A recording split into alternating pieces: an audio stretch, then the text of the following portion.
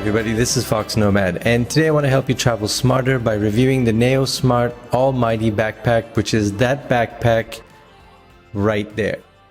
Now I am going to review this bag as a straightforward review of the bag to tell you how good or good it isn't, but it's hard to do a review of a bag like this without comparing it to the bags that it is really emulating. So this Nayo Smart Almighty Backpack is not a premium backpack, but it is clearly inspired by some of the major contenders in the premium backpack space. But the way Nayo Smart is sort of approaching this market is by trying to undercut it in price and by cutting a few corners which may be important to you to get under those premium prices and to compete with those premium level backpacks. And I think those points, if they are important to you, probably make this not a great bag for you. But if those points aren't so important for you, you might be able to save a lot of money and get a pretty good backpack in return. So there are two versions of this backpack. There's a large and there's a normal size. The difference is a 21 liter or about a 32 liter difference in size. So this is the large backpack. It's the larger size backpack. If you travel with a lot of electronics, then this is the backpack for you. If you've got a DSLR, if you've got a drone, if you've got other kinds of large electronics in addition to a tablet or a laptop, then you're going to want to get the larger one of this backpack. This is a pretty large backpack that doesn't seem very large. But when you open it up, and it does open up wide like this, you can see that it's got behind this mesh net a lot of storage space, and it's also got some pockets for a laptop, for tablets, and a whole bunch of other little pockets and dividers. And it even comes with these two little pouches for cable organization that go right into the bag. They velcro right in, so it's very convenient. One other thing that I really like about the pockets here, so the sleeves for the laptop or a tablet, they've got these elastic bands as well to give you even more security. So when you open up this bag, your laptop or tablet is not going to just slip out when you're at airport security or something like that. The zippers themselves are also fairly sturdy, and if you want to lock one of the pockets up, you can do that because you've got these little hooks on the end of the zippers. There's a nice quick grab compartment, which is a fairly sizable one for over-ear headphones or things that you would want to grab quickly when you're traveling. And this side pocket here also has this really nice lining, so it will help keep something warm or cold. So if you've got a cold bottle of water or a warm thermos of tea, it will help keep those at their temperature, which is kind of a nice feature to add on a bag. It's something that I haven't seen very often on a lot of other backpacks, which are more expensive. Personally, I like the aesthetic. It's smooth to the touch. It looks very sleek from the outside, but if something sharp comes in contact with it, this type of fabric has a tendency to cut or rip very easily, or at least more easily than premium nylon.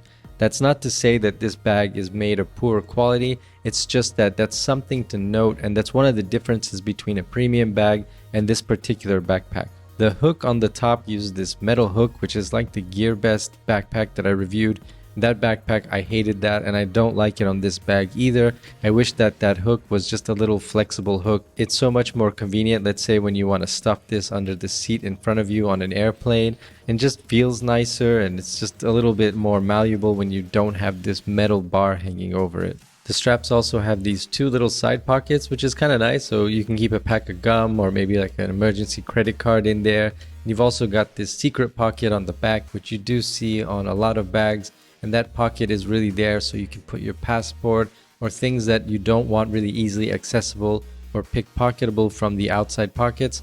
That pocket on the back is designed for that, so you can keep your most valuable things closest to you and in a place that's very difficult for a pickpocket or a thief to get into. And it comes with a whole bunch of pockets. So the design of this bag is really well thought out. One way that they've cut the cost on this backpack is by using polyester on the exterior as opposed to some sort of nylon. Now this 600D polyester that they've used is not quite as durable as some of the higher end nylon threads that you'll find on premium backpacks. But one of the advantages of using this treated polyester is that it makes the bag pretty waterproof. So water is going to beat up and roll off of this bag, and it can survive a very heavy downpour for a long period of time.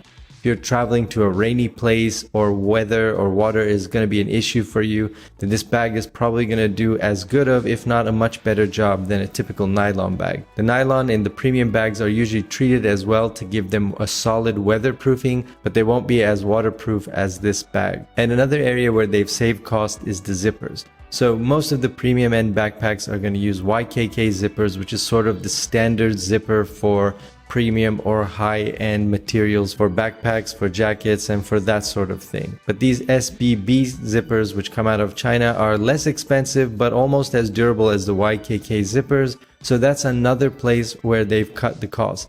And if you're thinking, I don't know what the hell any of that means, then those things probably don't matter to you.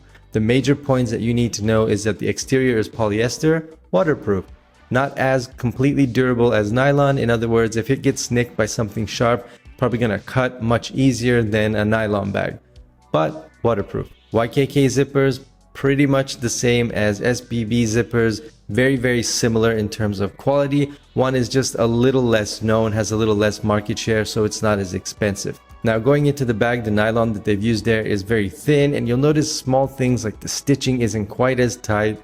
You'll notice that you wouldn't see that on a premium backpack, but again, it's probably good enough for most people. The organization of the interior pockets of this bag is really nice. You'll notice that it's really designed off of other premium bags. So they've taken, borrowed, whatever you want to call it, a lot of those designs that have worked very well in premium bags and incorporated into this almighty bag. The nylon is just a little bit thinner in the bag, which isn't really an issue, but it's probably not going to last you as incredibly long as a bag that's going to cost twice as much, but it's, for most people, it's probably going to be good enough. And the straps themselves are very comfortable, so this bag is really comfortable. One thing I don't understand is why it's got this little flap on the side. So I don't understand the point of putting the little flap on the side. It seems like that's more of an aesthetic choice as opposed to just a design choice. It feels like that's going to keep the bag hotter, but I'm not so sure whether that's an issue. I think it's more of an aesthetic choice.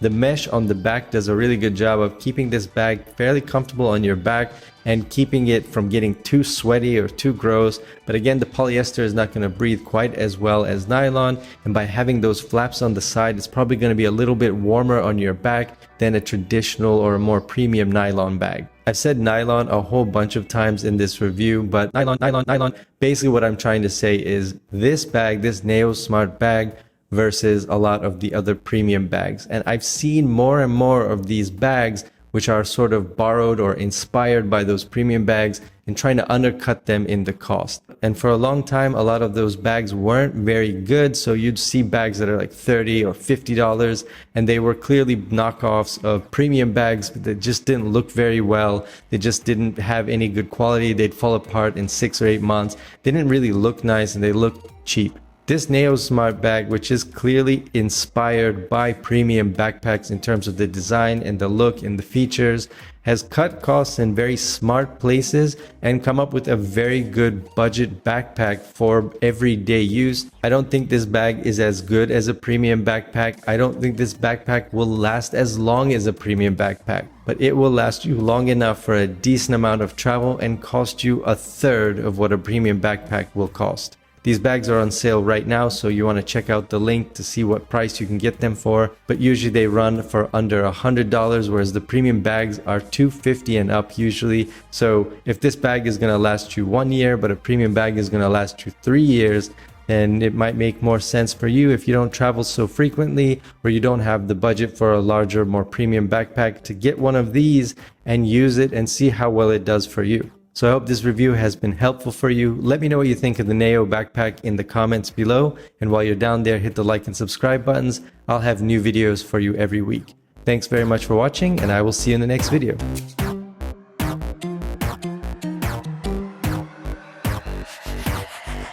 Premium or high-end materials for backpacks, for jackets, and that sort of... for